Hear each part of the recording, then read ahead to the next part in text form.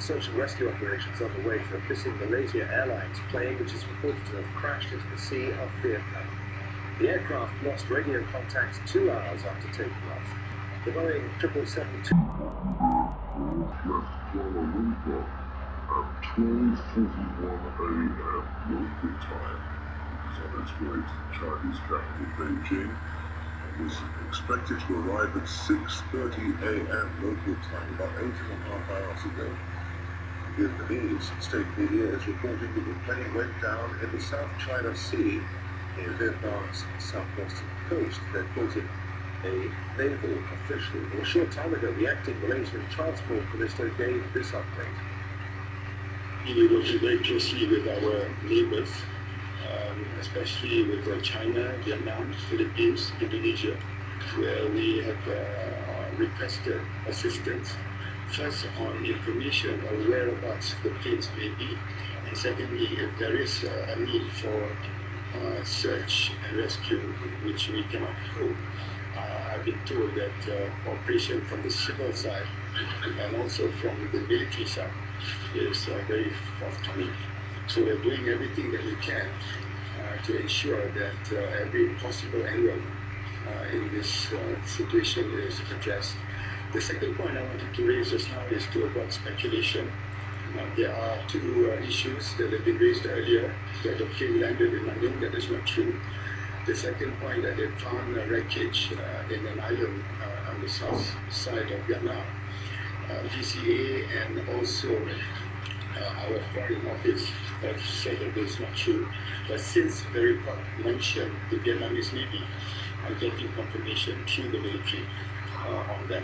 We should be able to get an answer regarding that piece of information in a couple of hours.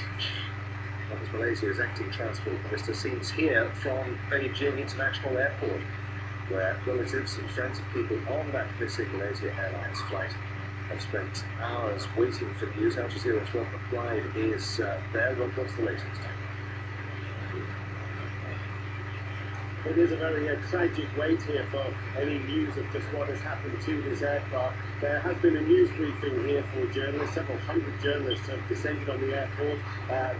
Many of those have now gone to a nearby hotel where there's been a news briefing held by Malaysian Airlines, really giving the same kind of story, that basically until they get any kind of confirmation that this aircraft has crashed, it just has to remain officially as missing. That's what they're saying here. The Malaysian Airlines officials are saying that as far as they know, they can't confirm that it has crashed into the sea. These reports came in the last hour or so, quoted by the Reuters news agency, quoting a specific senior Vietnamese naval officer. Now, the agency and other agencies are trying to get more confirmation, trying to contact that officer, just to try to find out how we know that this aircraft has crashed as the Vietnamese plane. Has there been wreckage? Was it on a radar was going down in the sea? So many unanswered questions, and tragically for the relatives, really the waiting continues. Adrian? Yeah, what are the airport authorities there doing to look after those people as they endure this anxious wait for news? A number of them are being looked after at a nearby hotel here. We understand about at least 40 or 50 relatives are there waiting for any news. A few relatives have been turning up here during the past few hours. Some of them hearing that there's been a problem with this aircraft, coming to try to find out what has been going on. They've been escorted away, as you might expect. Many of them are very upset or traumatized.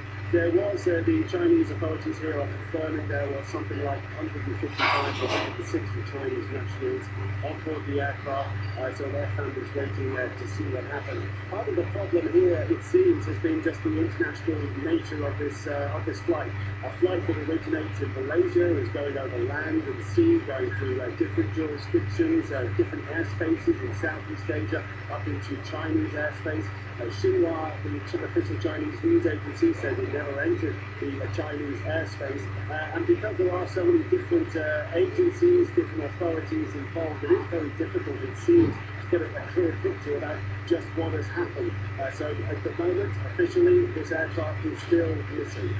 Hi, Rob. Many thanks indeed. Let's bring in Chris Yates, who's an aviation analyst. He joins us now via Skype from Manchester, in the northwest of England. Chris, this is quite a mystery. No Mayday call received. Weather in the area reported to be reasonably good at the time. What do you make of it? Adrian, it's a big mystery. The fact of the matter is the aircraft, I would assume now, has gone completely. It has been lost. Lost at sea or lost on land, I think is the big question at the moment. I would surmise that it's probably gone down the sea, but then, of course, we can't be absolutely sure about that. This Boeing 777 has a pretty good safety record. What do you think investigators will be looking at when they try to determine what has happened to this aircraft and why it went down, if indeed that is confirmed to be the case? Well, indeed. One of the first things that evidently will be looked at is the maintenance record of the aircraft in question, whether they've been maintained correctly, whether all of the checks and balances that go on whenever you put an aircraft in the air have in actual fact been done before this aircraft left yesterday on its fateful journey to Beijing. Beyond that, then obviously we're looking at wreckage. We're looking at putting the various pieces up from wherever they may lie to test for everything, really from mechanical failure right through to the possibility of a terrorist-related incident. As we said, there was no distress signal given. Thinking back to the Air France crash en route from Brazil to Paris, Air France actually knew a lot about what was going on in that aircraft because it kept sending telemetry messages back to base. Would that have been the case with an aircraft such as the Boeing 777? Yeah, indeed it would.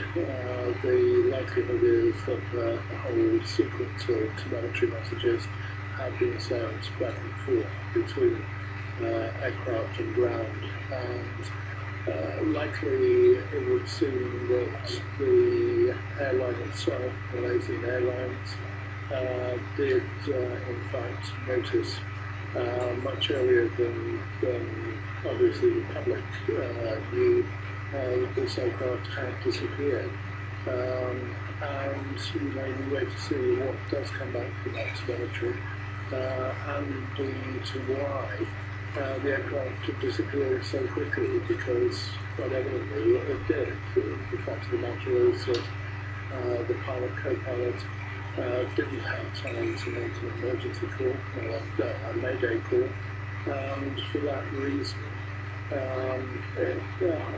would surmise that the event, whatever the event happened to be, happened very quickly indeed. Chris, good to talk to you. Many thanks indeed. Chris Yates, live in Manchester.